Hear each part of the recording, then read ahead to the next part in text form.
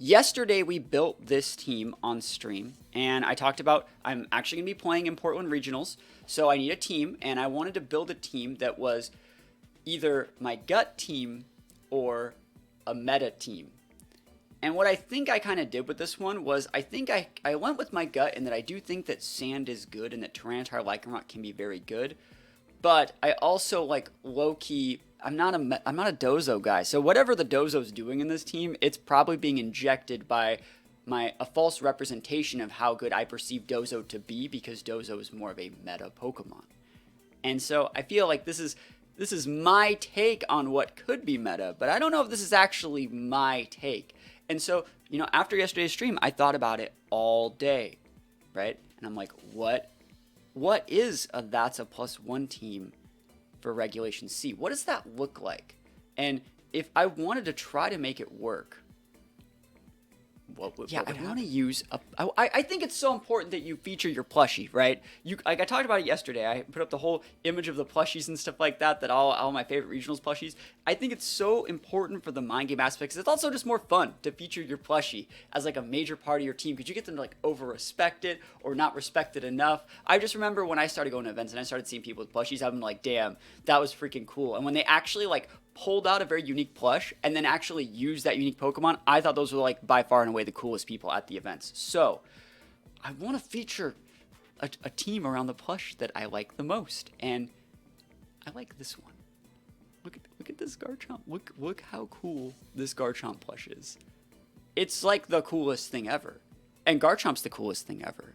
This team doesn't have a Garchomp in it, so what we're gonna have to do today is build a Regulation C team that not only features Garchomp, but like uses Garchomp as like the playmaker, the savior of Regulation C. So we're gonna try and make a cool team around Garchomp. That's what we're gonna do today, and we're gonna be trying I'm gonna be trying my absolute best to make it as much in my playstyle as I can. So that's the idea. So let's build this team around Garchomp. So we know that we want to use Garchomp, right? But if you take a look at the content I've been making recently, I've really been featuring basically two different cores, right? Let's plug in the Garchomp here.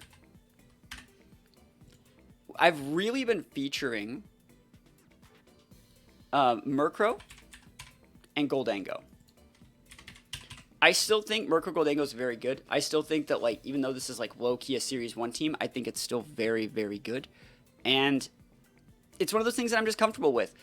If we take a look at like what would beat Murkrow Goldango, you'd say a lot of people are like, well, there's like Flutter and there's like Shen Pao.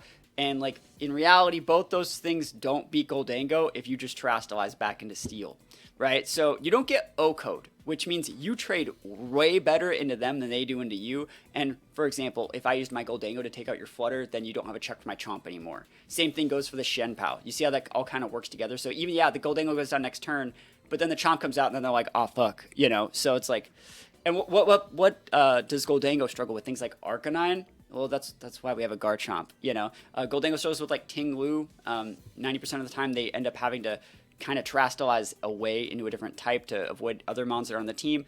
They Terastallize Poison, Garchomp's good there. So, or they can't even Terastallize Poison to block the initial damage because you have a Garchomp. So that's the idea behind how like Garchomp works on this team.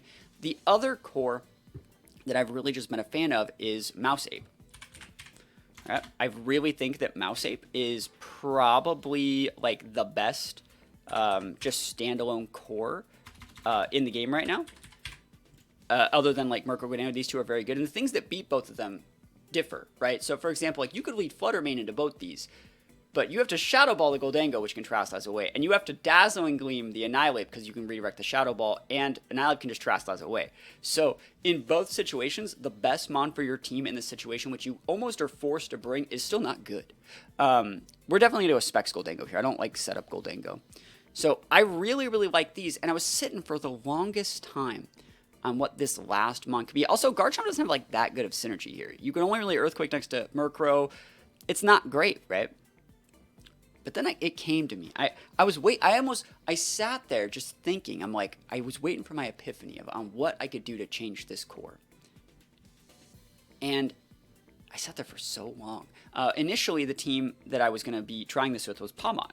because I think Palmot's very good. Palmot being able to revive the Goldango or even a Chomp or even an Annihilate mid-game is just so good. But Palmot wasn't cutting it. We need a different Mon. One of my patrons is Blue is using Shenpao here, right? It's another good Mon, but I don't like it next to like Annihilate. I'm not a fan of that. So the Mon that I settled on, I think this actually changes because like what's this team weak against? Fairy weakness here, fire weakness here, all those things like that, like ice weaknesses, electric weaknesses.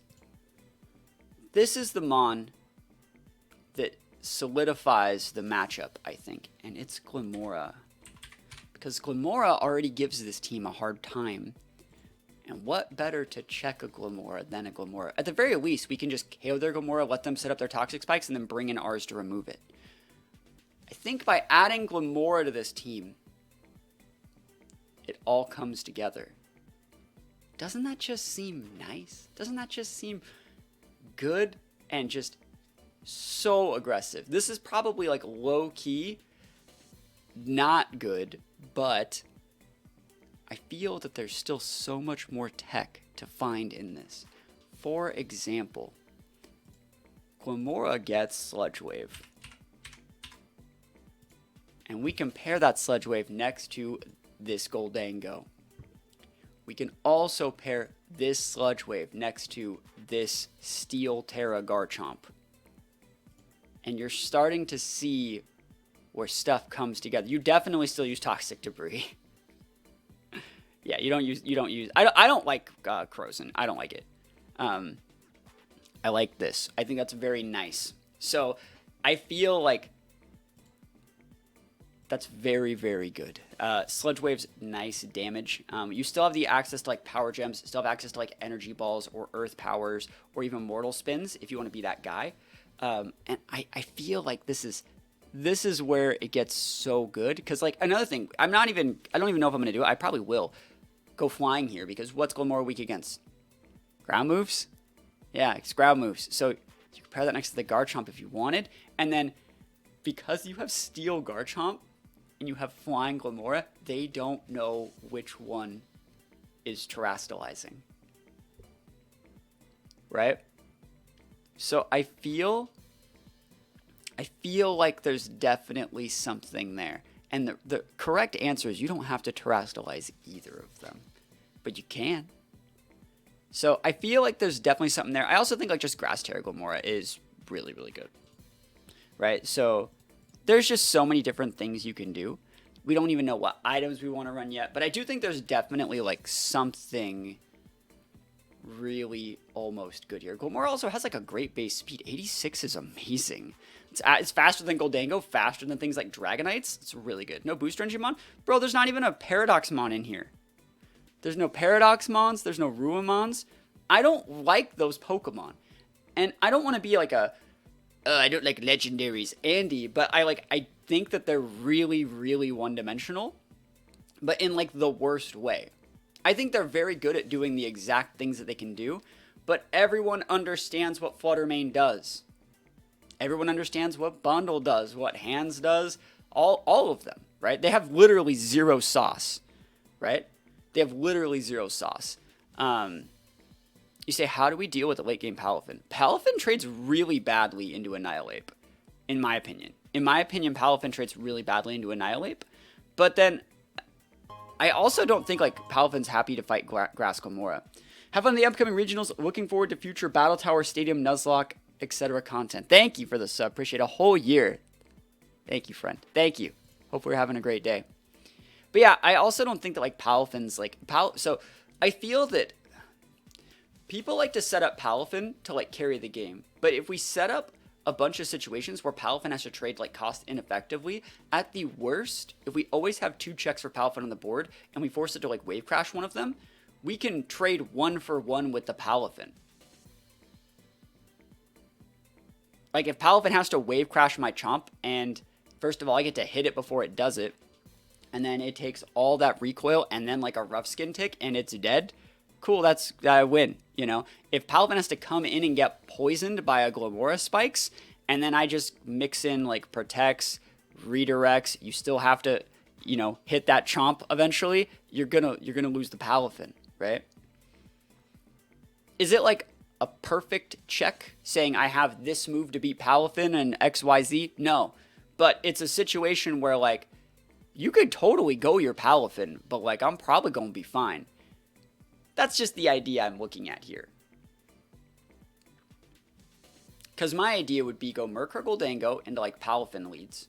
And I go turn 1, like, Tailwind, make it rain, do whatever. Maybe KO him on, chunk something for half. They bring back out the Palafin. I lose the Goldango. Right? Goldango goes down to Palafin. And then I bring out Garchomp. And then they're like, oh, fuck. You know? Oh, no, no, no. If you EQ Gamora, do you get Spikes up? You do, yeah. You do. I don't think you want to do that often. But yes, you get Spikes up on them. So that's the idea for Palafin. You can also, like, I do think that, like, Mouse Ape's very good against Palafin. Just because the things that beat Mouse are very specific. And if your Ape has the right Terras, you're good versus Palafin, I would say. I also don't know what Terra I want on Chomp. I think that Chomp's Terra is very, very important. You could totally go Steel Terra Chomp, but then there's, like, you don't Grass Terra Ape. You Fire Terra your Ape. You don't need Grass Terra Ape because, like, Ape doesn't need a Terastallized. One bulk up on Palafin basically just doesn't do anything, right? So you don't need to do those things, in my opinion, right? You don't need to do those things. But let's start setting up what we want to do with this team. So again, the way that I like to do this right now is just get some moves on the table. Some moves you might know that you want to use, but you don't have to flesh out 100% of what you need these Pokemon to be doing right now. So we're probably going to want Earthquake, right? That's probably going to happen.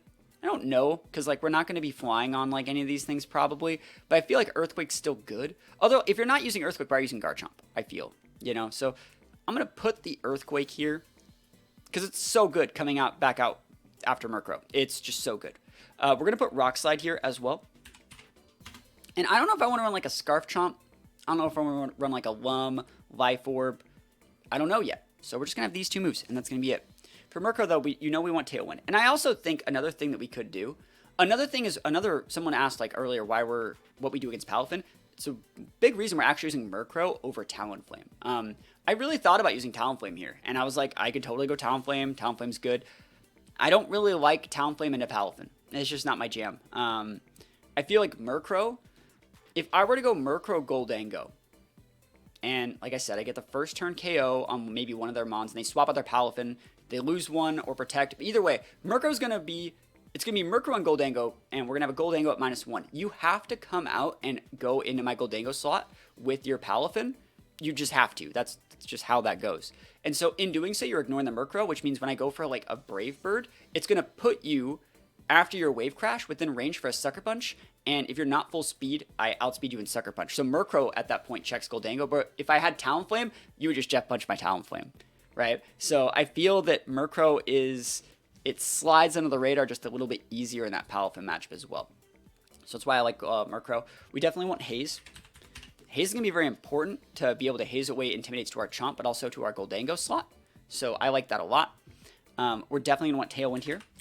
And like I said, I am a fan of Sucker Punch and Brave Bird.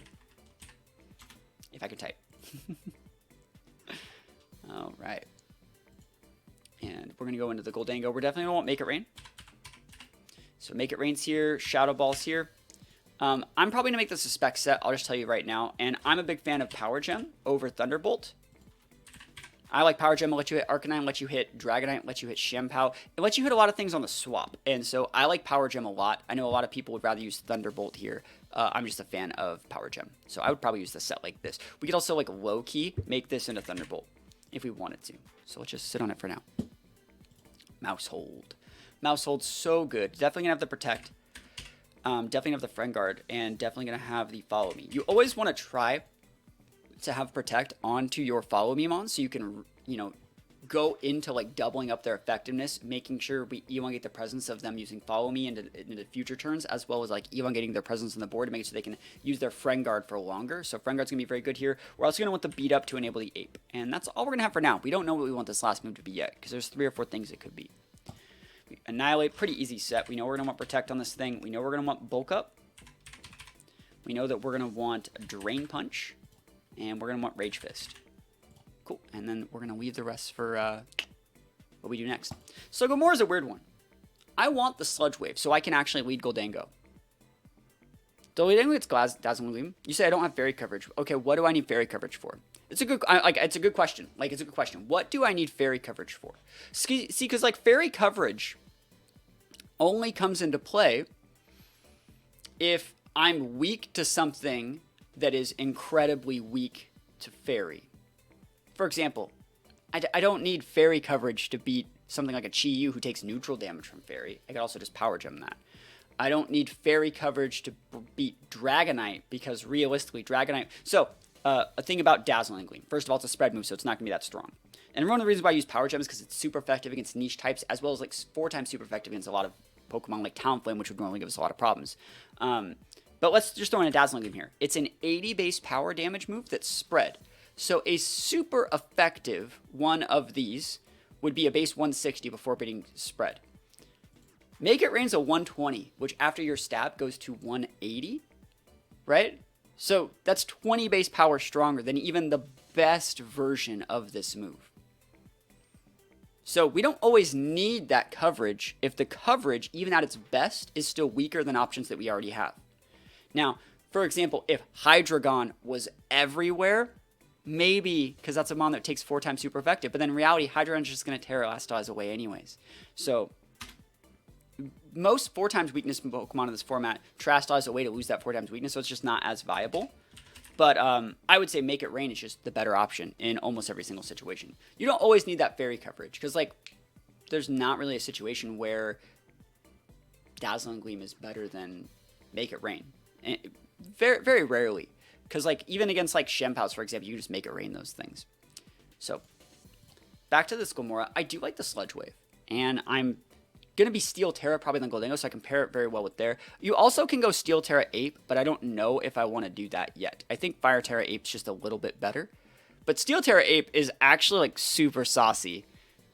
Either way, I think I'm going to keep the Sludge Wave. I would like to keep Mortal Spin, but I don't know what set I want to use. I don't know if I want to run Spiky Shield. I don't know if I want to run Protect. We probably have to run Power Gem here.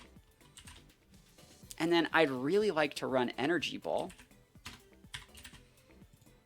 And then, like, I feel like you have to run Earth Power for the mirror. And it's looking more like a Vest set the more you look at it like this. And to that, I think that that's fine. So, yeah, I would say that we're probably okay with this set. So let's go back and fill in some of these holes in the moves. You always go through like two rows of that. What else do we want of this Garchomp? I'm going to try this with a Protect Chomp for now. I think Scarf Chomp could still be very good in this team with like a Stomping Tantrum or like an Iron Head to be able to solidify wins. I don't want to go like Steel Terra here, and have this guy be Steel Terra because I don't want to lose to like a Great Tusk. But I do think that like there's situations for that to work. I also think just putting Stomping Tantrum here could be really good, or even like an Iron Head here, or like a different move in this slot. I could even like realistically kick it 2014 style with like this. This is what Trumps used to use back in the day. Is this team building for Portland tournament? Yeah, it is. So like I could do it like that. That's an old school way to do this. We could always put sub on it if I wanted to put sub. But like realistically, we have a lot of what we need. Just don't exactly know what I want to do with this Chomp yet. I feel like showing Swords Dance Chomp leans into a very specific playstyle. We could always even go with like a Fire Terra Chomp and have like Terra Fire for things like Corviknight. I feel like it's going to be hard to make use of Swords Dance Chomp in this format if we didn't go Grass Terra. Because like, would Grass Terra Chomp be good?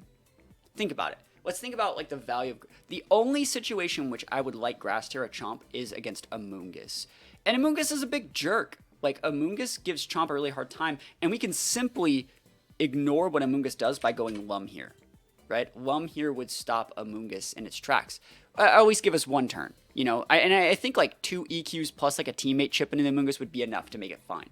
So, and I mean, that's kind of enough of a reason for me to do that. This is exactly what Chomp looked like in 2014, pre-Scarf Chomp times. You obviously would change this to Rough Skin. But you see what I mean? Like, I think that this is worth testing I don't know if I want to use Steel Terra. Like, what Terra do you guys think is the best Terra on Chomp? Let's make a poll on Twitch, and let's have you guys vote on what Terras you think is best. That's going to be a poll. Safety Goggles, Fire Terra, Chomp. Now, I want the Lum so I can stop Wisp. All right, new poll.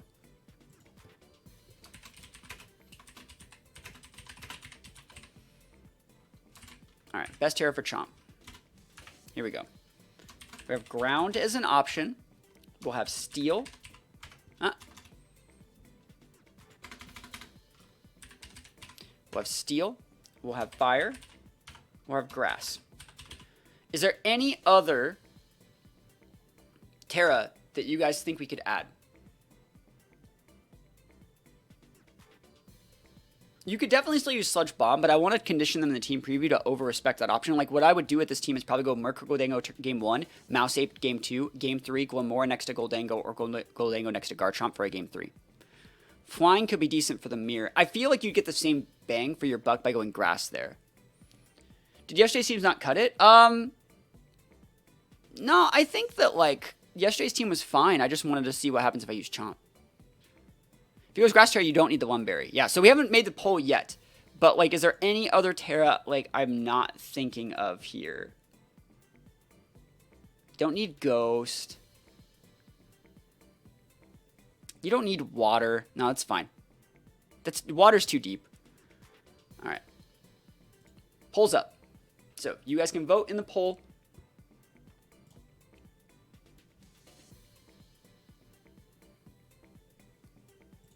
Let's see. Maybe I should have made like a 2-minute poll. Yeah, I feel like there's still so many. I'm going to vote.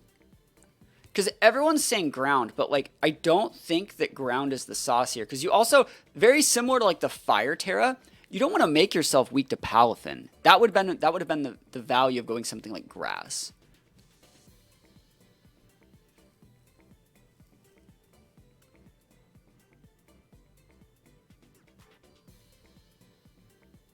It'd be nice to have like a more defensive item on Chomp. Like realistically, if we were Steel, we could make this like have Iron Head too. Ground and Steel tied. I think I'm gonna look at the Steel. Cause like I think people would say that like Clear Amulet's good here. Fairy Terra is not that great on Chomp. It adds an unnecessary weakness to types that we don't need Chomp to cover for, right? Because, like, what does it do? It makes it so you take no damage from Dragon moves, right? And you take neutral from Fairy, but, like, Steel does that, but better, because you take reduced damage from Dragons and you take reduced damage from Fairies, right? So, and it's just a better defensive type.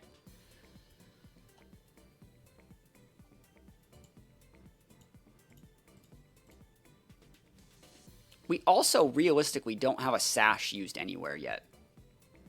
So, like, where would we put the Sash on this team? Would we Sash this thing? I was going to Vest this thing.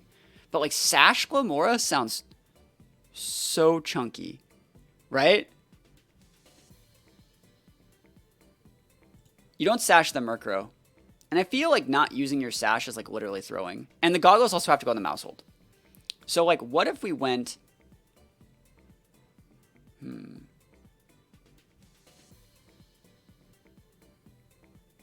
It's just hard to say what we want to do here. I think we're going to Sash the Glamora for the tests. I think Sash Glamora could actually be very good. And now I'm Sash. No, you hit the Nile with Beat Up. That's probably the only one you can't Sash. Yeah, it's hard to say what we want to do with this guy. I feel like Swords Dance is so good sometimes. And like with this, you create so many weird little situations where like, yeah, bro, you could totally lead Arcanine. And then like SDs. And then they're like, oh, fuck. You know, because they can't Wisp you. They intimidate you, but you're going to be at a +1. And then what do? Mouse does help with the SD. You're right, yeah. And then, like, if Mouse dies, you bring up the Murkrow and you already have the SD up. I like that. But then, do we want the Lum Berry here? I think you do. I think you do want the Lum Berry here.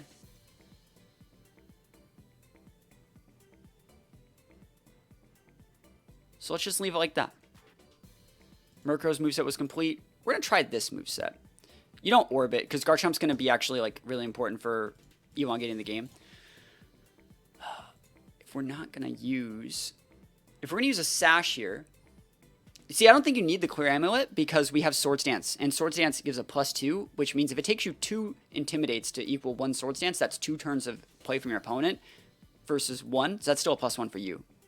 What if you go lefties on Chomp? I would love to go lefties on Chomp. Holy shit. No, but we have lefties on Ape. So I would love to do that, though. We're probably going to go Sash here. Right? And we need to cut one of these moves. I think we have to cut Earth Power. It's criminal to not use Spiky Shield on a Sash set. We're using a Life Orb. No Life Orb. This team doesn't need a Life Orb. The reason why this... So, Life Orb is a really good item, right? But it's only a 1.3 boost. And so, if you're going to be using a Life Orb, you have to have Pokemon that can actually make use of that damage multiplier without being a detriment to themselves. So, for example, on this Garchomp, there's nothing currently in the meta that Life Orb Chomp KOs that like regular Chomp doesn't already either OHKO or Swords Dance Chomp doesn't already OHKO. For example, I'll show you an example. There are Pokemon that can use orbs, but this team doesn't really have any of them. So let's just plug in a Chomp. Let's plug in like let's just use a bundle. Or actually, I'll give you yeah, I'll use bundle and I'll show you another idea in just a sec. Right, so we're gonna plug in like a bundle here, set them to 50. And let's just do like a 252. Let's plug in our 2 moves. Let's plug in Earthquake and Rock Slide. Right, so those do half already. They already do half if we're Jolly, right? If I were to Life Orb this, not item, all right there. If I were to Life Orb it, yeah, we get more damage, but we still can't OHKO. So we're in like that no man's land. Versus like if we had like a Flutter or mons that were like really, really cracked, like a Dragonite with using like a big E-Speed next to a Shem Pouch, a multiplier, that would work. But Garchomp doesn't get that. Let's then take away our Life Orb. And also note that our moveset is not like conductive to making a Life Orb work. Let's plug in something like another Garchomp, which isn't that popular, I would say. And note that like we're not using Dragon Claw, but if we were using Dragon Claw, where's Dragon Claw? Right there. So Dragon Claw almost KOs, and if Garchomp was in the meta and we were using Dragon Claw, yes, then there would be a situation where Life Orb would be good because it would let us get that KO that we wouldn't normally get. Right? So that's a situation where Life Orb could be good. Mastery's using some for that's correct. Life Orb, Adamant, Murkrow. You can't actually use Adamant Murkrow though. I can't justify it. I can't justify it. Yeah, if anything could go Life Orb on this team, it would be Murkrow. And we still might. Choice Band Chomp? So Choice Band doesn't get you anything either, right? If we go back to that same bundle, right? Yeah, Murkrow might be Life Orbed. We'll talk about that in a minute. And we were to plug in a Choice Band here. You see, that's not like enough of a reason. 25% chance to OHKO a bundle isn't... Oh, and these are spread moves, so they actually can't. They can't do it, right? So there's no reason for it. Fan with YouTube, know nothing about competitive Pokemon, but had a great time watching your singles content. Yo, singles is so good. Thank you. Thank you for watching the content. Appreciate it. Clear Amulet Chomp. Now we have Swords Dance. I think Swords Dance is fine. Cool. So that's where we are on Chomp. We're back over here. We're making sure we got all of our abilities right now. So Rough Skin's good. We're going to want Prankster. And I always wait until like the middle of the team building to solidify what abilities I want, just in case, like, for example, if I did all this building, got all my moves, and realized I had a huge weakness to Spore Amoonguss, I would keep this Battle Spirit over going with the obviously better Defiant in most situations. So Defiant's good there. Toxic Debris good there. And this is a Pokemon that can definitely be orbed. So we'll sit on the orb here because this actually does gain a couple small situations where orbs are very good. And you could go Covert Cloak here, but I'm just not a fan of Covert Cloak in open team sheet format. Citrus Goldango. No, we're going to go Specs. There's no reason to go Citrus Goldango on a set like this, you know. So you have to take into account, that's why we do our moves first, so that we can understand what moves we know that we want, and then we pick the right item to suit the moves we want. Citrus would not work on this move set, right? Supposed with Tailwind. Now so like that's why I was talking about it. That's why we do our moves first. So then we pick the perfect item for the moves. We base it around the moves and the playstyle we want the Pokemon to have, based off of our idea of what that Pokemon brings to the table and the base stats we picked it for.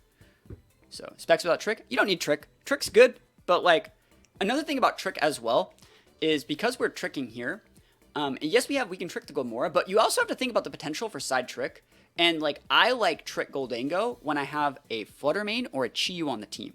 Because in some situations, you can side trick to avoid like a Sucker Punch and then enable your teammate to be really, really strong the next turn, right? And then they have to think about who they're Sucker Punching, right? Because now they got 2 threats, right? In this one, yeah, I can side trick my Glamora, but it's not that great. No Eviolite Murkrow? No, because like what does this Murkrow set use an Eviolite for? Again, these aren't bad questions that people are asking. It's just that that's why we pick our move set first and then tailor everything around the move set. If I wanted a Murkrow to use an Eviolite, when I picked my moveset first, I would have picked things like Taunt, things like Sub, things like more defensive items, or more defensive moves. And then I would have picked an item that went with that respectively, right? So, yeah, like that's, this is just obviously how I would be playing this Pokemon based off the moves that I picked.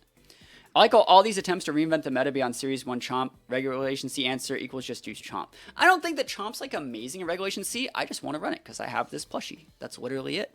That's the answer. Let's go into this. We still don't have a last move here. There's like 5 moves. We can go things like not Sucker Punch. We can go things like Super Fang. We can go things like Encore. We can go things like U-Turn. We can go things like Taunt. Right? There's so many good moves here. I think that Super Fang is correct.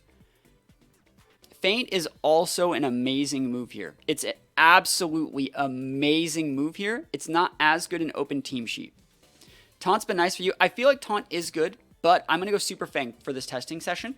And it's for one Pokemon in particular. It's for one Pokemon that I think if you don't... Sorry, 2 Pokemon. There's 2 Pokemon. Yeah, Dozo's one. Dragonite's the other. I feel like they give the team way too much issues when you don't have that as an option. So, hair looks crazier each time. I mean, this is my hair, so it's going good though.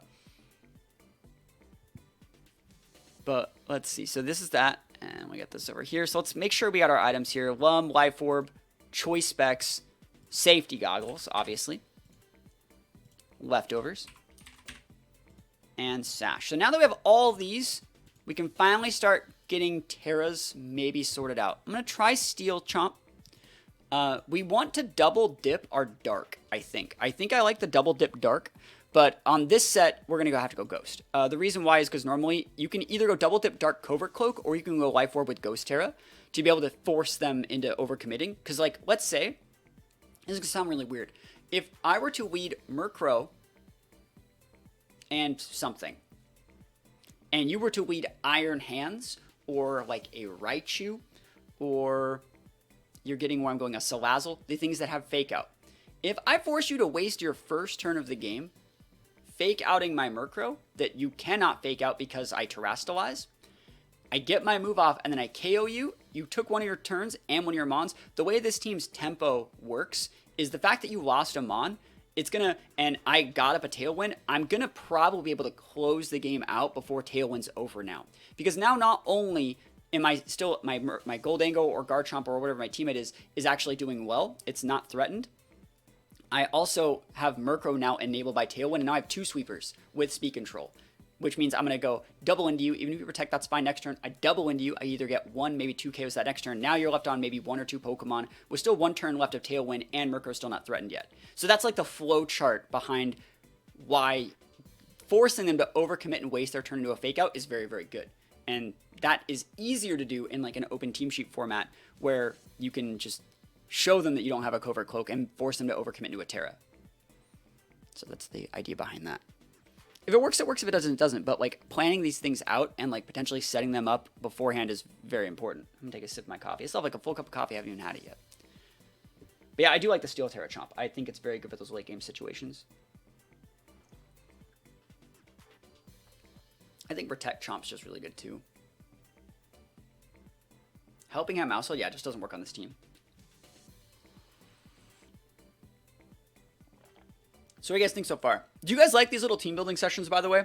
where I go over basically why I build the teams that like I build for me. It's different when I fix other people's teams because like I don't know the context a lot of times for when I have to fix other people's teams. But when I have to build my own teams, I can 100% say like with confidence like the exact reason why I have like the moves and the the stuff that I have.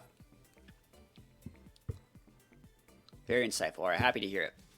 So Murkrow basically becomes a Talonflame after the Tailwind goes up. Gholdengo is very standard. We have the Steel Terror there. Very much so. Me and my friend do this every night, no joke. We almost enjoy as much as the game. I agree. That's the fun part of the game. So Mousehold, we want the safety goggles here. Citrus is also an option. Just throwing that out there. But I do like Citrus with Grass Terra is an option on Mousehold. Definitely an option. If my Mousehold is getting majorly threatened, we will change it to that. Like if my Mousehold is not having the sustain that I want it to, I will make that change. But let's see. What would you use Terra for Walking Wake? I like just double dipping into whatever Terra it already has because it's not legal for VGC. So it's only legal in singles, and I think it's banned already. Goggles, it's really good. Yep. Well, the thing is, like, you could also Grass Terra and just follow me away. They're redirecting Spore. Well, you're right. Grass Terra wouldn't let us do that. So, yeah, it would. You could just follow me. Yeah. Really? Is it dropping an OU? That's crazy. Anyways, so yeah, the correct Terra here in a lot of situations is Ghost because it lets you avoid other mouses and it lets you avoid fake outs. So you can always go for your turn 1 beat up play if you have to. So the Ghost is the right one here, but we'll see what happens here.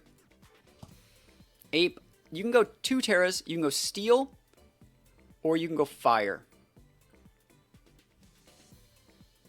So that's the thing. That's a good question, right? So when you say Goggles is such an easy item and it doesn't require Terra versus Mirror Ape. So the thing about this, right? It's not, Walking Wake is not legal in singles ranked. We're talking about OU. This is the difference between building a team like for the ladder or even an online tournament or even like an online international challenge versus building a team for like a best of 3 regional, and that everyone knows what to do against Mouse Ape. And the most standard item on Mouse is this is the most standard mouse right here. So everyone already has their little flowcharts for this. So slightly deviating these things to where they think they know what they're going to do. But then like if you were to switch it up and have something like a Grass Citrus, right? This throws them. This messes them up more than they probably think because the mouse basically gets to live for a whole extra turn, right? And I'm not saying it's better. I'm saying it's slightly different. It's one of the reasons why in previous formats, multiple years, I've used Garchomp over Landorus. People understand how Landorus works. Teams are better suited over the years to deal with Landorus. A lot more competitive when Defiantmons came into the meta, and they used the fact that Landorus had to come to a lot of matchups because it was the pivot piece. Same thing for Incineroar. And then like you punish them for having to use their pivot pieces, which was how the teams worked. So not only were people banking on the opponents using Landorus, but their calcs were made to deal with Landorus too. And Garchomp has just slightly different, a little bit more bulky stats than Landorus does, and it's also a little bit faster. So slightly deviating these matchups is really, really important. And with Mousehold, the thing is you can always redirect and just go Grass Terra. Yeah, that's the thing is like you can redirect. This lets you. This does the same thing. Grass Follow Me still redirects the Amoonguss, and then you don't get spored that way. But yeah, I also think that like in a best of 3 event like this where it's open team sheet, the fact that they see that you could Terra doesn't always mean that you will or you won't, right? So it's you definitely don't want Lum. You don't want Lum because you don't care if it gets burned. Can Chomp survive special fairy attacks the normal test can't? Definitely. Chomp can just eat Dazzling Gleams if you don't have a multiplier. The only thing is, do you want to save Terra for another Mon? It depends on, that's the thing, is like, it depends. And the thing about this team is it doesn't actually need Terra anywhere. Doesn't need it. I could go the whole game without Terraing if I have to. I can be forced to Terra if I'm in a pin. I think that's what's good about this team is it Terras out of pins and Terras out of bad problems. But again, I still think the standard way to do it is the safety goggles. Because the value of the safety goggles that I think is pushing it over the edge for me is that I can now swap in on Spore, which is good. I can also set up a board state where I can go Goldango Mousehold and go do whatever I want. So that's why. Because like this just says no Amoonguss allowed. I would like it if they just never brought the damn Amoonguss, because Amoonguss is a jerk. Annihilate with the Defiant. Glamora with the Grass Terra. I think you still go Grass Terra because, again, Amoonguss. And this is just very good versus Dozo. So let's think about what we want to do in the EV department. Now, I think this is where the team gets a little bit dicey, but I'm going to do the same exercise I did yesterday. Let's take that out and put this up there. We're going to go play a game without EVs.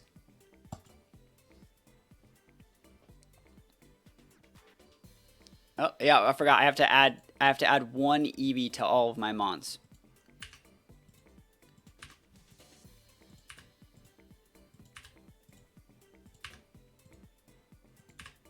Just to show that you don't need EVs. Life Orb Murkrow like kills Amoonguss in most situations. So Rain with Mouse. This is actually a very good looking team. Very, very good.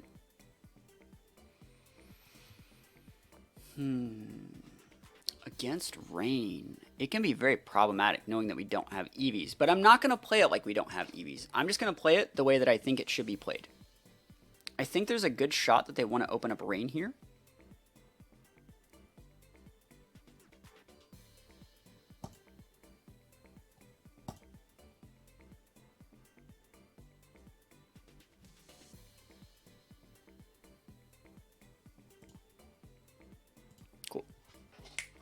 Let's see what happens.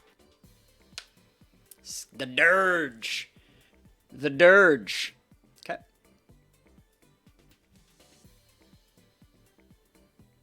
Do you think they have Mouse Save in the back?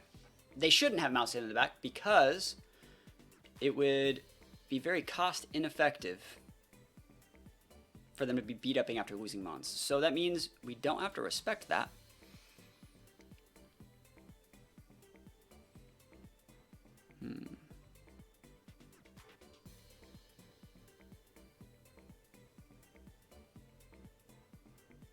This is a hard one.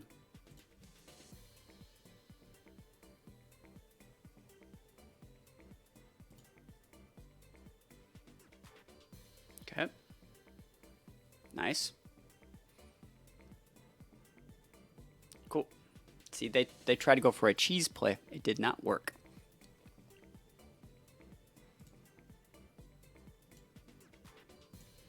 I know for a fact this is hitting our Glamora, but I want to activate the Toxic Spikes, and I want to still finish that slot off. Oh, I thought I'd outspeed. I don't have EVs, remember?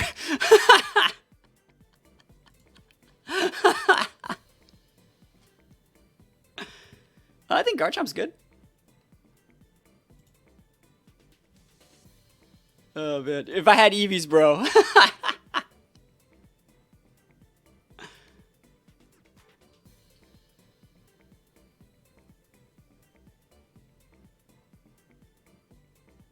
But again, like playing it like, yep, there's the Pelipper. Cool. And we got it. We got it in the back. So we have Murkrow. Or we have a... Yep, cool. Easiest peasiest. So again, I always think that like people think that you need like crazy EV spreads and you need to have like the most optimal everything. And you really don't. You really, really don't. Like 90% of your... If you build the teams in the right order, where you pick your moves, and then you pick items that complement those moves, and then you pick EVs that and then you pick abilities that complement your items and your moves, and you pick a Grass Terra that helps problem solve after doing all that other stuff first, you don't need EVs. They're not like... Of course you need them, but like you can still obviously win without them because your team's made correctly. You have the right base stats. You have the right mons that have the right... So the reason why we do an exercise like this is because we're testing to see right now if our danger levels are working correctly. And what I mean by danger levels, I've talked about that before, but we want to create multiple different situations where your opponent has to basically really, really respect very specific options on our teams. And if they don't respect these options, they basically lose the game. So we want them to have to overcommit, basically show their hand to say, I am stopping that Mouse Ape lead. I'm stopping that Goldango lead. because the things that stop the Goldango or the Mouse Ape are the things that lose to things like Chomp. Note in this game, we also went and by leading like this gives us so many different options. Yes, we can definitely go with the Sludge Wave, Steel Terra, EQ, all that stupid stuff. Like Rock Slide Sludge Waves is really good.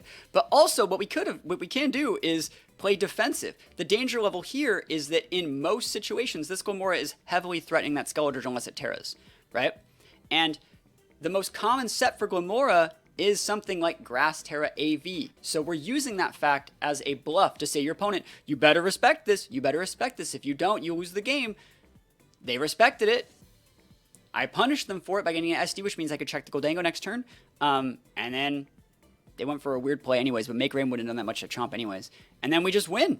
It's just that easy. I also go for an Earthquake here because I want to be able to poison the Ape or poison the Dreadnought in the back because Dreadnought's most common item is Sash. So that's why we did all that stuff. I know it sounds really weird and really like lame, but like it's the little extra work that goes into like laying up this stuff that makes it work.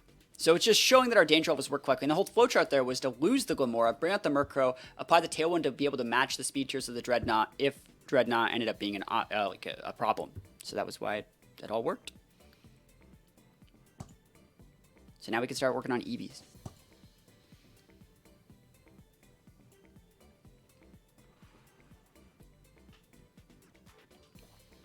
Sorry, I have to drink this cup of coffee, otherwise it'll get cold.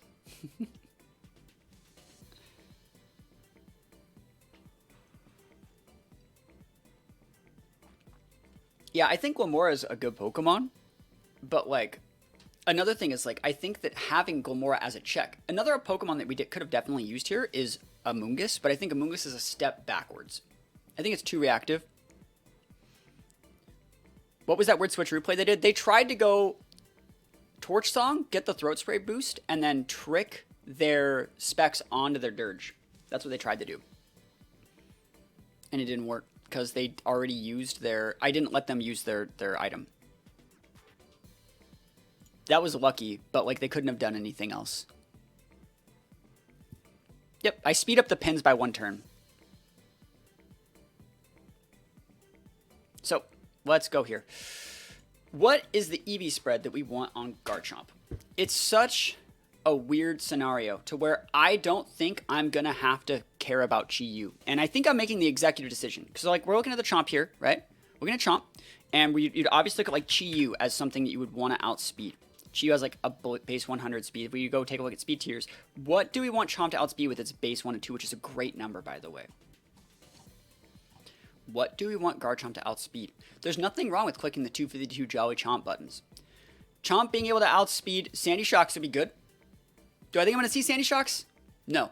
And if I do see Sandy Shocks, is it going to be booster speed? Yes. So I don't need to outspeed that thing. Charizard's not in the game. Chi-Yu, I'd like to outspeed Chi-Yu. But what's Chi-Yu's most common item? It's a Choice Scarf, which means I can't catch it anyways, which means I'm going to need Tailwind, which means I don't need to outspeed Chi-Yu. I don't.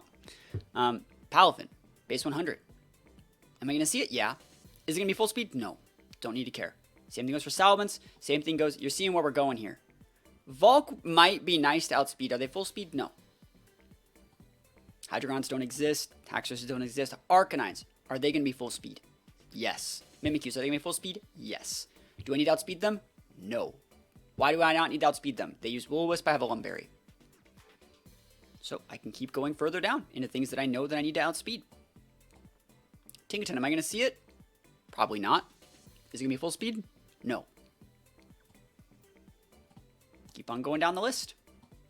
Annihilate and Murkrow. Am I going to see them? Yes. Are they going to be full speed? No. If Annihilate is full speed, what set is that? That's a Choice Card Final Gambit set. I would still need Tailwind to beat that. Don't need outspeed. Lilligant. That might be something worth outspeeding, but what does Lilligant use against Garchomp? Sleep Powder. I don't need to outspeed it. Scarf Tusk. Well, I only would outspeed Scarf Tusk if I'm scarfed, right? So I don't need outspeed. What I'm trying to say is you can always find what speed you need by just scrolling all the way down and seeing what you need. Baxcalibur, am I going to see it? Yes. Is it going to be full speed? Probably not. I can keep going. Same thing for Tusk. Am I going to see it? Yes, it's going to be full speed. Probably, but like, do I care? No. Like, I'm Garchomp. Rotom, this one might be full speed. I might want to outspeed these. What's the calc to know outspeeding by base stat? You just plug it in the calculator. The calculator does the work. So we're scrolling all the way down here. What do I need to outspeed? I think the answer is Gyarados. Gyarados is something I would always like to outspeed because it's the first thing we're going to come to that usually is full speed. While we're here, we might as well outspeed Tatsu since full speed Tatsu is a thing. So base 82. The first things that are always full speed when you see them. So we're going to plug in a Tatsu. Now, it's not even really necessary to outspeed Tatsu, but it's only one speed faster than Gyarados, so you might as well. On the opposite sense, they're Sash Tatsu and not Scarf. They usually are Scarfed. So a full speed Timitatsu looks something like this, 147. So we need our Garchomp to get to 148, which still takes a good amount of points. 204. That's a lot. It's a lot of investment on a Pokemon I would like to be bulkier. But we're gonna find ways to cut a lot of corners and make ourselves.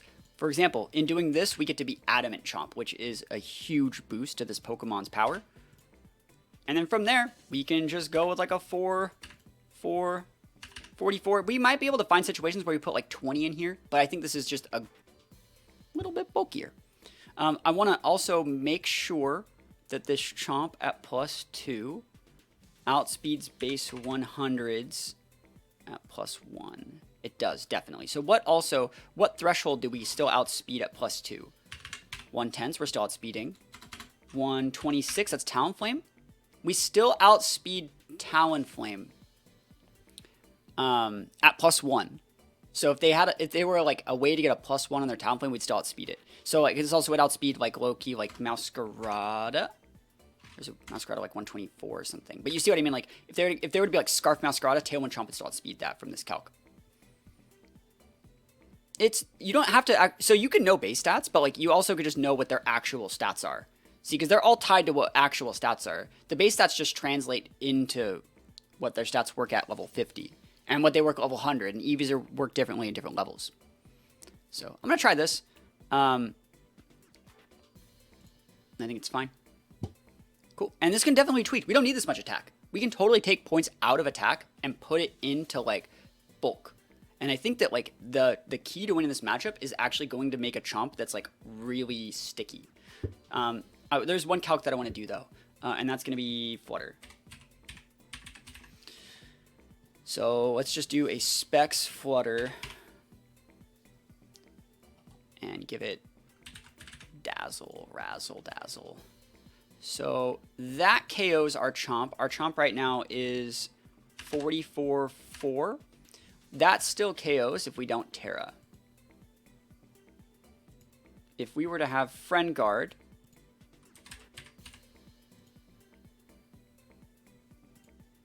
is there a Friend Guard button here?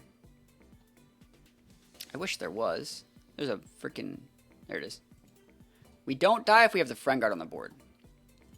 But like how many points would we actually need to not die to that? This one, by the way, it's right up there.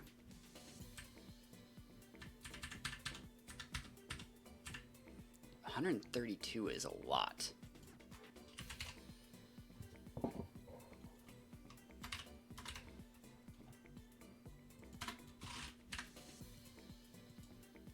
Yeah.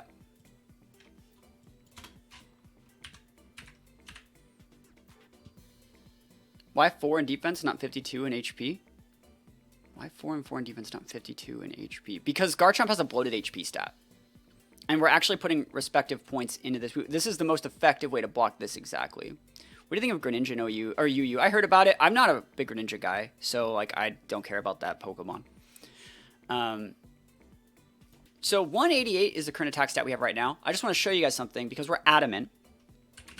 We're still stronger than what a jolly 252 Chomp would be. So if we had a 252 attack, 252 speed Chomp, let's just do it like this. I'll show you guys what I'm talking about.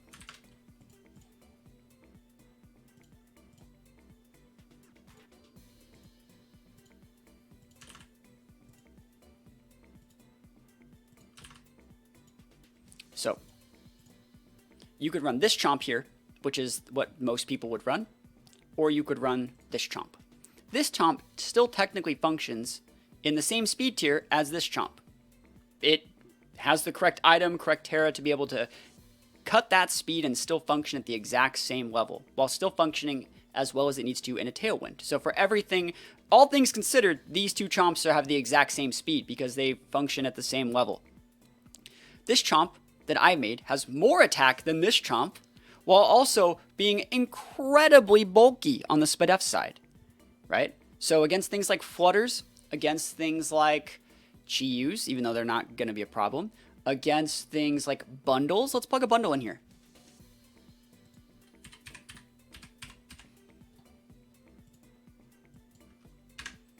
Let's give it a 252. Let's give it Icy Wind. So like that Icy Wind does not KO, whereas before we could have died, right? Another thing we could do is like, let's give Freeze Dry. Yo, thank you for the sub. Dropping the sub. Ken's dropping the sub. Yo, what's Spicy Bone today? We're messing around trying to make our plushies work. That's what we're doing. Trying to make plushies work. This Freeze Dry does a lot. It's like a shit ton of damage into a Chomp. But our Chomp that's 4, 132 with potential for Friend Guard, that might not KO. And it's these little things that I think are the big difference makers in like trying our best to like find a team and like a way to make very specific Pokemon work. It's why I say you can make anything work if you want to put in enough time. And, you know, set works. If it doesn't work, we can always change it. That's the thing. We can always go back and change it. But I'm comfortable with this Garchomp set. And in every single way, it's as fast as and stronger and bulkier than the standard one. Steel Terra, so Ice won't be effective. We don't have to use Terra, is what I'm saying. Like, if you've already used your Terra somewhere else, you don't have to Terra there now. In some situations. Obviously, you should still just Terra, but you see what I mean. You don't have to. So, good Garchomp set. Murko's easy. Click the button. Murko wants to just be full. Also, again, Kens, thank you for the sub. 43 months. Holy moly. Are you going to be at Portland? But you can use Chop against bundles. Now what I'm saying. It's good. Especially that Steel Terra one. Very, very good. You can just Swords Dance in its face and not care. I think Murko should still be full speed with Jolly because I want to outspeed Ape. That's it. I want to outspeed the Ape. I don't even want to... Because, like, I feel like we're doing all these calcs for, like, disrespecting, like, Apes and other Pokemon, like the 85, 90s base speed tiers from being full speed. But when they are full speed, it falls apart. So we still have to have that one Pokemon that says, like, you gotta be this tall to ride. And that's Murkrow. Goldango's such a weird one. Because, like... There's nothing wrong with a modest Goldango, but we can cut some speed here. I think the Pokemon that we have to be able to outspeed is, again, Gyarados. And if we're going to be outspeeding Gyarados, can't do part 1 due to conflicting schedules, unfortunately. Might only be able to do Fresno. Oof. I still don't know if I'm going to be a Fresno. I don't know yet. So a full speed Gyarados gets to 146. We're just going to plug it on there. We're going to get Goldango to 147. Because I think it's worth it to outspeed a Gyarados with Goldango. We have Power Gem and Thunderbolt. Like, Thunderbolt's literally kind of just there for Gyarados. And that's still going to be something like 220, maybe 228 with Timid, right? And I don't want to be Timid. That's the thing. Is like, so what speed stats do we have to not care about? Because realistically, you only need 20 points. This doubles an outspeeding Polt. But I want a faster Goldango. I want one that's faster. I want one that's faster. So let's see what other Pokemon are popular enough. Let's plug in like a Chi-Yu and see like what Chi-Yu looks like. 250 there. If we were to go +2 from a Tailwind, we want that to outspeed Chi-Yu. That's base 100s. Also, let's take a look at other Pokemon that are around base 100 that we want to outspeed. You're going to start to see some cool stuff happen here. Base it by speed. So, we want to outspeed Chi-Yu. Only 1 point faster. We want to outspeed Sandy Shocks. That's good against us. Since we're here, we might as well outspeed Garchomp. So, we want to outspeed full speed. And these are all Mons that could totally have... This is totally Scarfable. This is totally Scarfable. This is commonly booster speed. Right? So, we want to outspeed base 102. Of a +1. This is 253, which means all we need to do is get to 254. So 180. So this Goldango still technically functions. Going a 180 modest as the same speed tier as a 252 speed one, but now we have the luxury of cutting up some of these stats into things like this.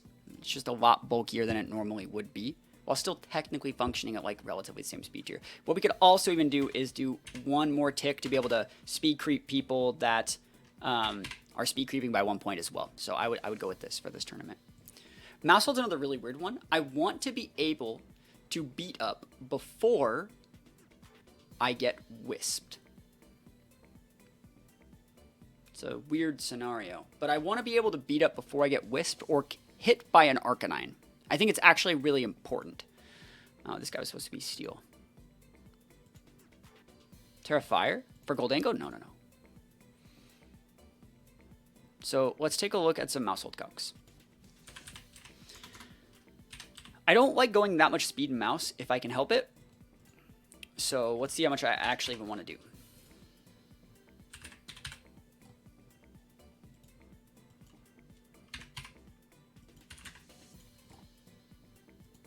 So 161 is the number there, and I don't want to do it, you know, like it's so much. It's too much. It's far too much. So I'm not going to do that. What are some Pokemon we can still respect and know that we outspeed without having to like overcommit? And I think, again, Gyarados is another good one. Because Gyaradoses are still usually built full speed, but they're so much slower. So an Adamant Gyarados, we only need 20 points to outspeed. A Jolly Gyarados is harder. I think I'm going to go with the 20, by the way. Yeah. So I'm just going to go with the 20. Outspeed the Jolly Gyarados. And then from there, I like going 244 plus attack reduced nature, so our beat up doesn't do as much damage to our ape. And then I'll go with a 4. No, I don't cut that. I just go 252 here, right? 244. Or no, I like the 252, and then it's 236 here. Yep. So I like these guys having as much split def as possible because realistically, our opponent should be disincentivized from using a ton of physical attacks in this team. They don't want to get rough skinned. They don't want to proc toxics.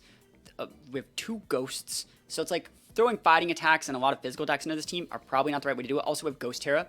So it's like, this is saying, bro, you got to use special attacks. Just use your Moonblast and your Dazzling Gleams, and I'll soak 2 of them, and then you get to do, then you're free to do what you want. That's kind of what this Mousehold says. So that's the idea. Annihilate. This is such a weird one, right? Where I generally feel that this is the most important Pokemon on the team. So one thing that I want to do is make sure that my speed stat is where I want it first. So what do we outspeed with Ape? And I think one Pokemon that is worth outspeeding with Ape and Tailwind is definitely going to be that Chi-Yu. So let's plug in a Chi-Yu again.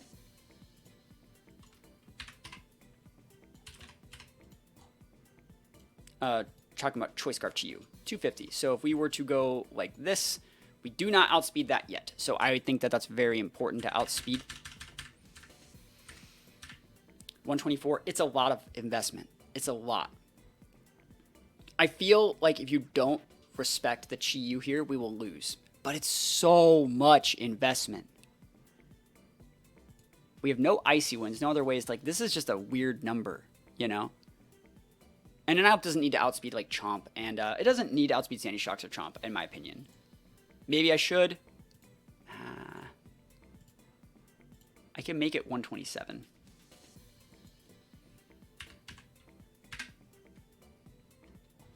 Just make sure that's right. Yeah. So 127, 128. That means Goldango is always going to go first, which is actually right. Cool. And then it's so much investment, bro. I like the 252 here. And then I'm going to go Adamant. I'm going to show you what happens here. When you use your nature, you get a 10% boost, whatever those stats are. And so if I were to put 28 here, it goes to 152. If I were to put 36 here, which is one stage higher, you think we go to 153. But what's going to happen is it goes to 154 because it's a compound effect with like putting the 10% booster in nature. It rolls over and giving you an extra attack point there. So that's what we're going to use right there. And then we're just going to throw a 4 and then an 84. If I don't like this, I'm going to come back and change it. But I think this is probably fine. Probably. If If I want more bulk, I'll come back and add more bulk. But I like having an ape that's this fast for the mirror. And I like having this much speed up on my ape. Realistically, we could probably cut some and put some more in HP. But as it stands, we're not getting diminishing returns on our HP stat yet. I actually am going to cut some. I'm going to go 204 here and add a little bit more into HP. Yep, that's exactly where I want it to be. I think this is going to be a little bit better. And we'll see what happens. Gomora is super easy. You can click the button. I like having 86 base speed tier. It's great. It lets us outspeed Goldangos, and we know we want to outspeed Goldango in every single situation, which is an 84, right? But then also, if we're going to be full timid, like 244 speed, we might as well go 252 so we know we at least are speed tank other Gomoras. How does this team deal with Trick Room? Well, how do they get it up? See, Trick Room doesn't just like... So, we talked about this yesterday. I'm building a team to go to a regional for a best of 3 open team sheet. And in that situation, we are only going to be playing very specific opponents, and I don't really think like a Trick Room team is going to be at like the 3-0, 4-0 tables. I just don't see it. It just doesn't, that's not that prevalent in the meta. So realistically, by the way the tournament plays out, Trick Room teams, as long as I can avoid them in the first round, I'm fine. That being said, Glamora, Garchomp, Mouse, Ape are great versus Trick Room. So that answers that question. If you happen to face Moxie Boosted, how would you beat the Woshan quickly? If I were to play Moxie Boosted, I would just give him the win. You know, I help out the homies. Like, I'm not... Moxie Boosted's trying to go to Worlds, trying to, like, top cut the event. I'm just going to... I just wanted to build a team to use Garchomp. You know, like, maybe I played the game, but, like, I would just give him the win. He could have it, you know? Like, that's the answer to that question. Marcos needs to get his top cut. So, whatever I can do to help. You doing battles? I'll play some games with this team. The last thing that I think you have to do is organize your team preview to make them have to over-respect very specific options. And then hide what you really want to do.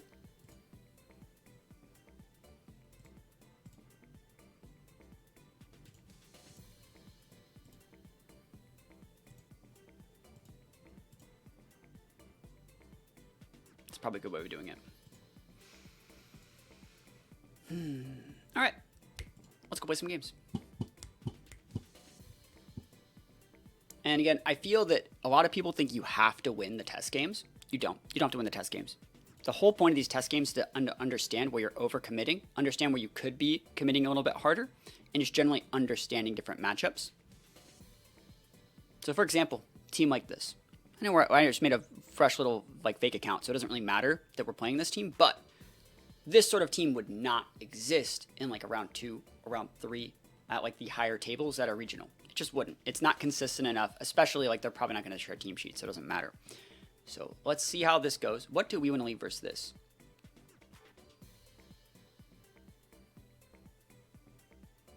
I don't actually mind leading Murkrow Goldango here.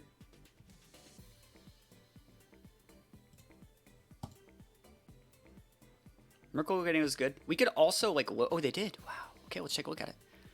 Very. What I always tell you people when you're practicing for an open team sheet event, look at the item, look at the ability, and look at the Terra. If you only have like a limited amount of time, because you only have like 60 seconds.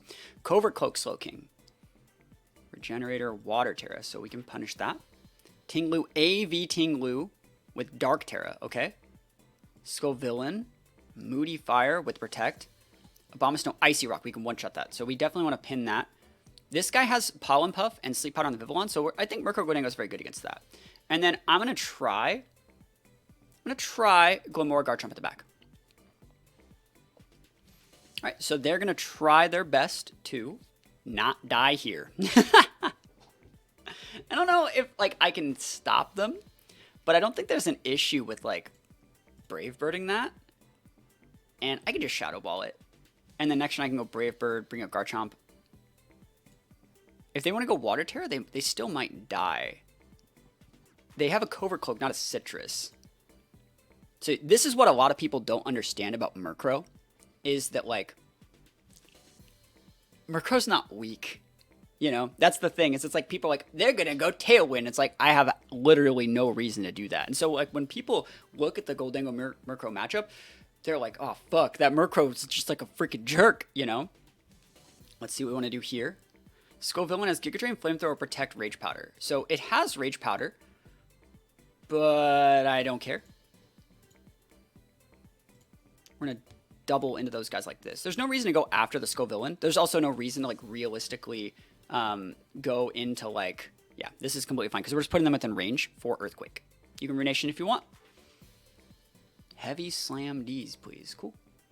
Speed Boost! That sucks.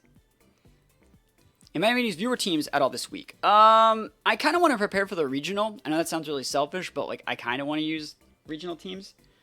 Let's think about what we need to do here, then. Garchomp's good. I think I'm just going to go SD and just Shadow Ball that. Get it off the board, and then Garchomp can just Earthquake out the Tinglu. Because I have to make sure that, like, is that a Scovillain? It is a Scovillain. Yeah, I just want to make sure that I have, like, the regional as prepared for as I can. Shut up a block. They're probably going to Ruinate the Garchomp, but that's fine. Oh, Ruinate the Goldango. Dude, I don't even care about Goldango. You want to see how much I don't care about it? It's dead. Doesn't matter.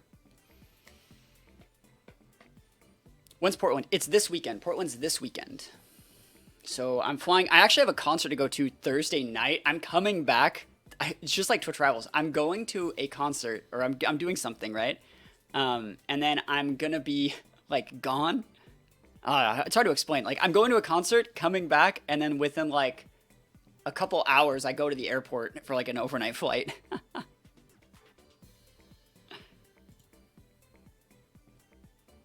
Bomb of Snow. Cool.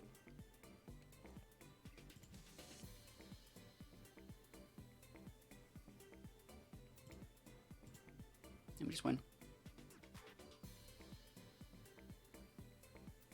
I have no idea at all, actually. Are they going to Blizzard? Dude, should I have Terran?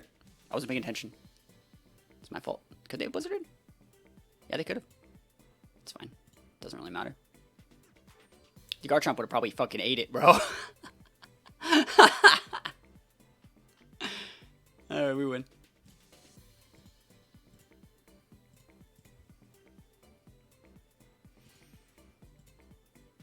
Okay. Pretty standard. Corviknight can be problematic. Gastro can be weird. They have great pivots. So the way Palafin works is you have to think about what are they pivoting into from the Palafin. So, like, if they lead Palafin and I lead Goldango, and they see that I've opened Team Sheet Thunderbolt, they're not going to go into Corv. If anything, they might go into Gastro, because that cover the Make It Rain and the Thunderbolt. So in those situations where you just wouldn't use Thunderbolt, we'd probably walk Shadow Ball in those situations. Looks like they're not going to lock in. I don't think that those Pokemon are very good versus, like, our EV spreads. So, like, Shenpao Dragon are good, but, like, they don't beat this. We're just going to lead this anyways. Lead these two. And then I wonder what I want in the back versus this team. I'm going to bring the Goldango. I think that's a weird choice, but I'm going to do it. And I'm going to bring Garchomp still. Garchomp's like my boy. Cool. So there's Palafin. So in a lot of these Palafin mirrors, there's like 3 or 4 different things you can do. So they shouldn't be able to swap in Arcanine here. They have to swap in T-Tar, Gastrodon, and they probably didn't bring Gastrodon to this matchup because it's weird, or Arcanine. So we can go, and that's probably not a Sash Flutter. It's probably a Specs Flutter. So we can actually like low-key click the beat up. We go Steel Terra here and just get the Palafin off the board. Fairy type, don't care. Fairy Dazzling him, don't care. Don't care. You're dead. Palafin. How do you deal with Palafin? I don't know. Fucking just kill it. Wave Crash? Just fucking kill it. It's dead.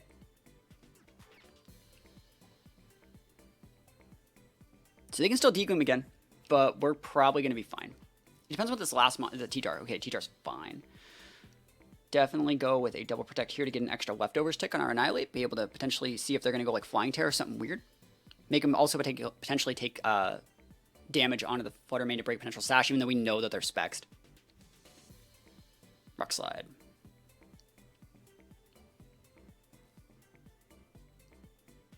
Why did I say Terra? They already Terra, duh. So we don't even have to follow me here. We actually want to protect again. Go for a double protect to be able to elongate the presence of Friend Guard in case we need it. Misses. Dazzling Gleam don't crit the Annihilate. As long as we outspeed and kill the T-Tar, we win. Because that's a full heal, boys. And now we just go into that Gilmore slot, or that Flutter Mane slot next turn.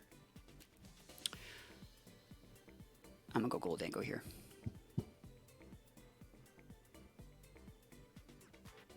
There's that. So there's Defiant proc right there.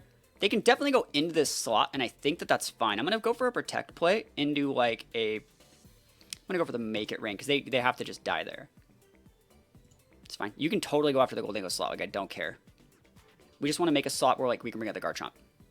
We outsped that Arcanine. Crazy, bro. And if we got the KO there, that's fine. You can hit whatever slot you want. Does not matter.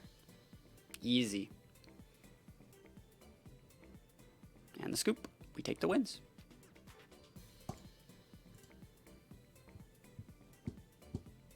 Sash Flutter? They're bad.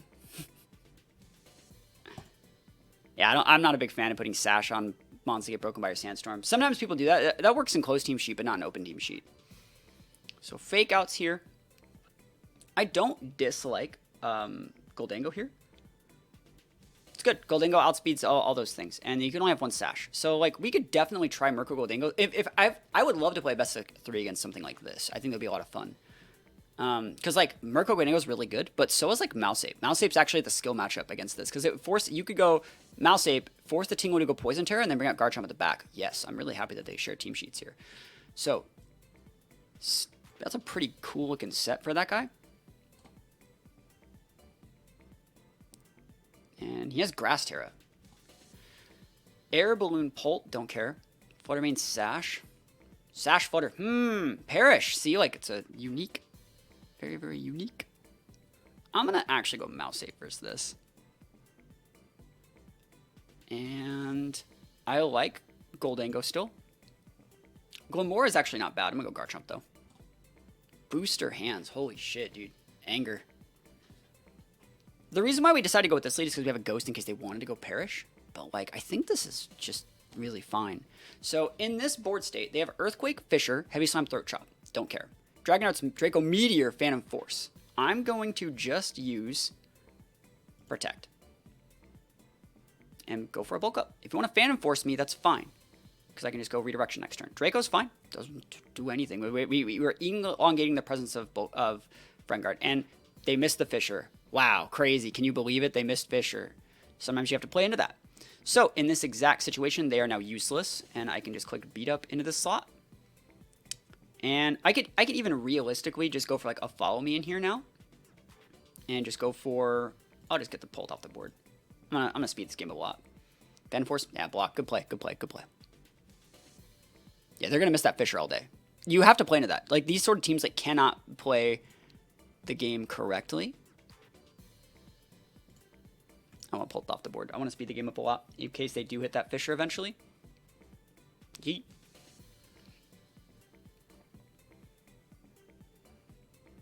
And this is going to force Flutter out in a minute. And then next turn, we're just going to get this guy off the board. Because this turns off his Flutter's ability to be a bully. Wow, Screamtail, okay. Encore, Protect, Perish Song, Play Rough.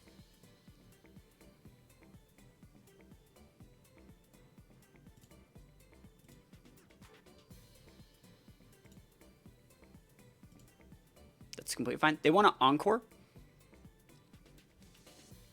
If you get the Fissure on the slot, you get the Fissure. But like I can't do anything about it. And you're not ever gonna get it though. That's the thing. Is like, hey, but if you just use the Fissure, it's like those people aren't gonna be in like rounds 4 or 5 undefeated X1 tables. So it's like you can ignore that shit because like this sort of playstyle is like not what you see at like the regional level. Here's the Encore. Yeah, we don't let that happen. You're dead. Like, I would have won if I would have hit 5 Fissures. Okay.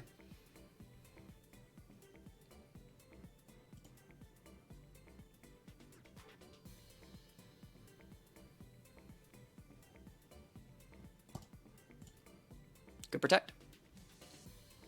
You can. Yeah. Finally, you hit one. Congrats, bro. You did it. You did it. It's all you. Okay.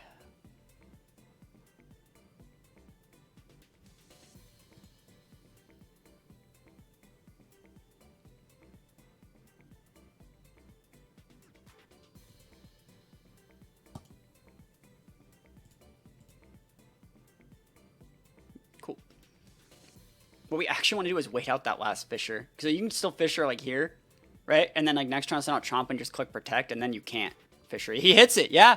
Hey, good play, good play. Go nuts. See, he's still got like 2 Fishers this game. And if he wants to go after this Chomp, like he's going to be out of Fishers. He can Earthquake? Earthquake doesn't cut it versus Chomp though.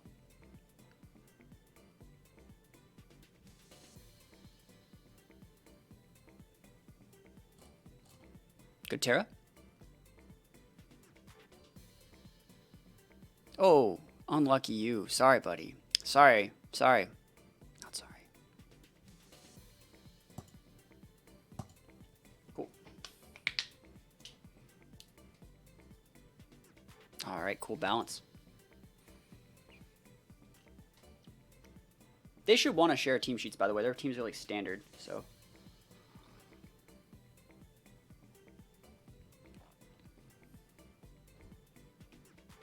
So with this team, if they want to go Palafin, they either can go into Arcanine or Amoonguss, and we're conditioning them to go into either. They can also go into Tinglu on this variant, and all those are good versus Ape in some degrees, except for Arcanine. So it basically takes Arcanine off the table. It's a pivot piece in the back, probably. That being said, Murkrow Goldango's not bad here. You could legit do something like Murkrow Goldango Ape. And fish, and so this is like a game 3 change. Like we can go Murkrow, Goldango, Ape, and then if they think they're gonna like, yes, I'm gonna swap in that Arcanine block to make it rain, but you swap out Murkrow for Annihilate and just get a free Defiant proc. It's really good. It's basically just a game ender when you do it, but we don't have to do those things.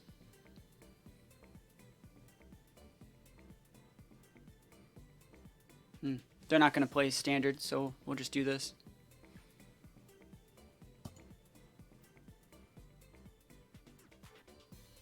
Try to go more instead of Goldango. We might lose this one. They're not going to share team sheets. Cool. That works.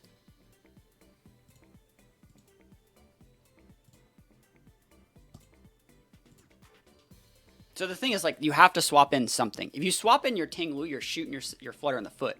There's the Amoonguss. Is this guy going to swap Tinglu? No, you just fucking lose.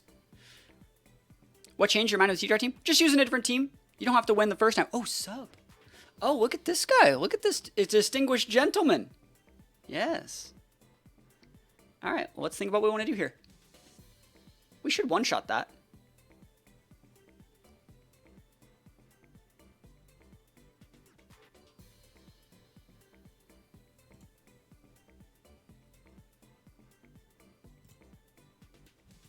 Yeah, I don't care if you swap. That's a good change to that set. I like that a lot. Cool. That's really good, actually. Oh, he lived. That's nuts. I can't believe they ate that. That's crazy, bro. That's crazy. That's probably going to lose me the game. All right. They know we have Sash.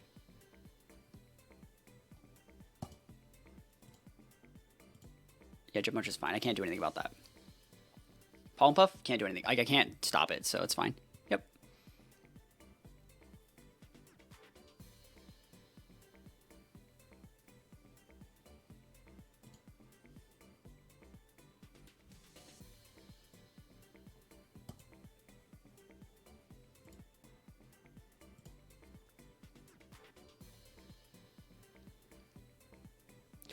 No protects, no swaps. Sub's fine. I'd like to wake up. That'd be cool. Ugh, unlucky. He's like, ha! I got this spore! Yeah, fucking spore at ease, please. They gotta protect there. We're gonna get the Amoonguss off the board.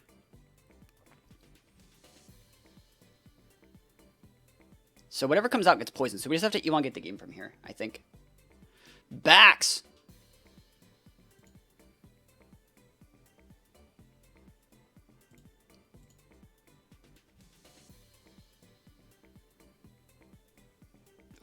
Ow. I should have used Drain Punch.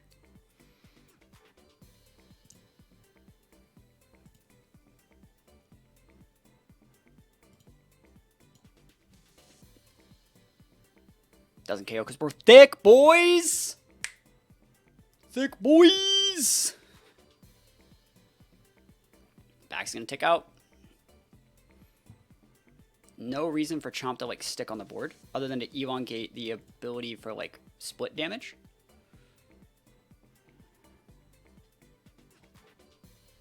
Ice Shard there. The right play is actually like swap out Chomp for Mouse Hold to give ourselves a better chance to live the Shadow Ball.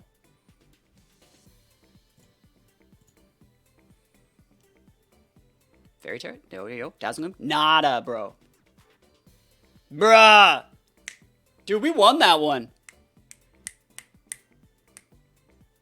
We got him. Dude, I bet that person's salty. They got the 3-turn sleep too.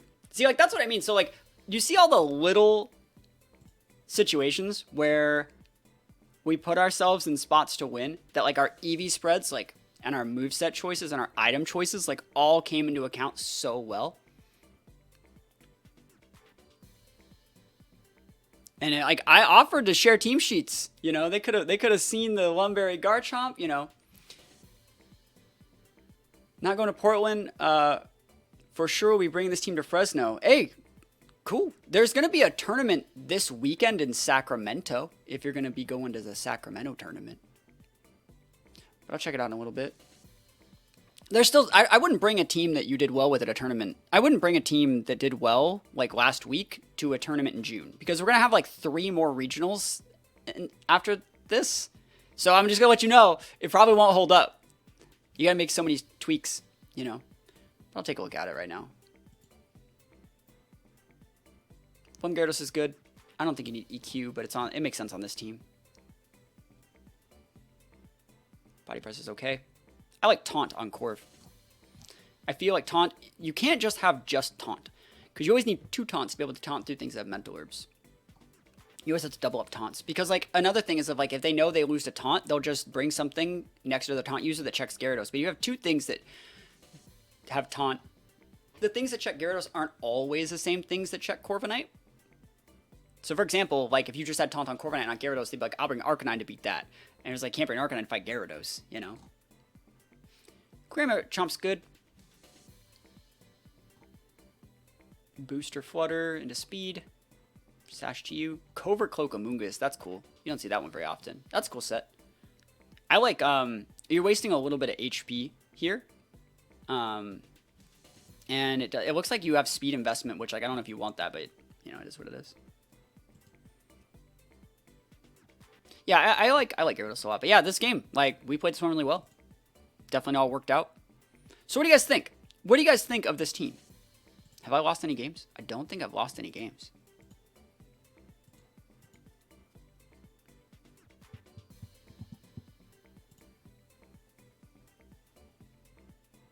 Let's see what they want to do. What would you get back with Pawmot? Oh, you challenging me? No, I'm not doing that right now. Yeah, I didn't know who it was. That's not going to share. Alright, so Earthquake's really good here. It's good against most of these. We don't know what type of Chi-Yu that is, though. So, like, Chi-Yu's a bad lead into, like... So, alright, what we're going to do is this. We're going to go Merkur, Gholdengo, Garchomp into the last mon. I actually think having Redirection as the last option is very good. But then, like, I also really like Gomora versus, like, half those. So I'm going to go Gomora. There's a Chi-Yu. There's the Flutter. Cool. It's a good lead for me. I'm not going to Terrastalize the Gholdengo right now. Because you're probably just going to Protect and KO. And that's fine. I just need to chunk that thing to break its Sash so we can use Garchomp to just win the game. It's all like flowcharts. It's all just like trading pieces. This team trades pieces from the first start of the game. So, and it's also trading to enable... Oh, no Protect? Bro, yeah. How many Sashes you got back there? None. So that's well within range for Earthquake. Heat Wave's fine. Please kill me. Thank you. It sucks that our Murkrow died. That tells me that they're spexed. I did not think that Murkrow was going to die there. Oh, well. Definitely El Spexo. Okay, so what are they going to bring out here? We might have to go double Protect. And I don't want to double Protect. If they bring out Pawmot, I'll... Ugh, it's such a weird 50-50. Amoonguss. Okay, that's fine. That's great, actually.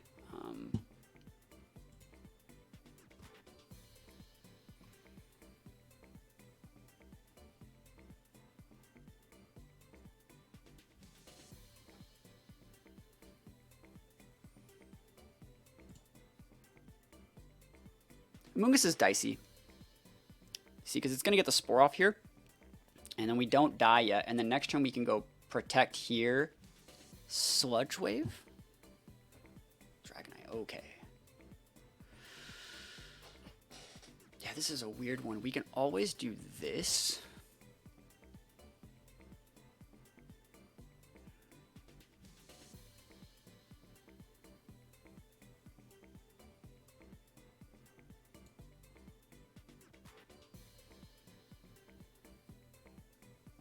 Citrus, yeah, that's what I figured it was going to be. Rock Slide, we need a flinch. No flinch. Ooh, nothing though. And that's probably it. Oh, we got the flinch. We didn't need it. We just needed to get the Dragonite within range of both these moves. Yeah, the scoop. Oh, yeah, it was clean. Oh, yeah. We take those. I'll take a look at your team, too. What's this team's rank?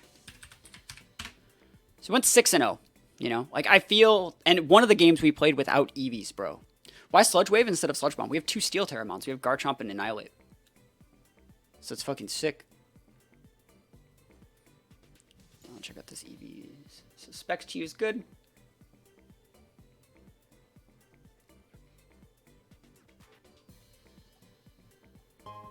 Yo, thank you for the sub. Appreciate it. Appreciate it. Spicy Mango's dropping the sub 12 months, bro. Appreciate it. Whole year. Yeah, Murko's good here, too. Imprison Trick Room, very good. I don't think you need... so Scissor's a good example of Pokemon that doesn't need goggles. You would put Lum on Scizor. I'd put Lum on Scizor. I also would just make this a Goldango. I like Clear Amulet on Roaring Moon as well, but what I would really, really recommend... I know you might not want to. I think U-Turn on Clear Amulet Roaring Moon on Sun teams is actually really, really good. Because you use it to soak, and then you pivot the way you want to, so you can then repin with something else. So, like, you could make situations, like, I don't know what you get your boost into, but, like, if you have, like, Sun Up, you can pivot out your Roaring Moon for a U-Turn, break Sash, and bring in your Chi-Yu to make it so Flutter Mane can just Oko something. Scizor gets redirected from Flutter. Oh, so it's for those sort of things? Well, then this wouldn't, like, I don't know. You're playing on closed team sheet then. So, if you're playing on closed team sheet, Goggles is great. Open. So, like, they would just see that and not bring a Amoonguss. Whenever they accept. Okay, so it's like a mix. Yeah. I think that this could be optimized. I would just run the orb there realistically. But it's a cool team, yeah. And then Duskmask Divine. My wonderful, amazing... Supercalifragilisticexpialidocious fiance dropping the absolutely massive Prime stuff for 21 months. Yeah, go ahead, share your replay, go for it. Those are just my thoughts on the team, you know. I think my team's pretty good though. I think it's good. I really liked everything that came out of using this. Let's check out this replay. All right, switch sides. So we're this. Shiny Shock's good. Mouse Ape good. T-Tar good. Standard looking team. So they lead Flutter and Cheddar. Thank you, Duskmask Divine, for the amazing sub. So big Intimidate. Double dip that Fairy Terra. Grass Terra. Holy moly. Yep. Good Power Gem. We got the crit. Don't know if it was needed. Shadow Ball. We soaked that. T-Tar big busted. Survey says Heavy Slam. How do you feel about bulky AV Glim? It's very good. I've used it before. For this team, we weren't using our Sash, and so I'll pause this.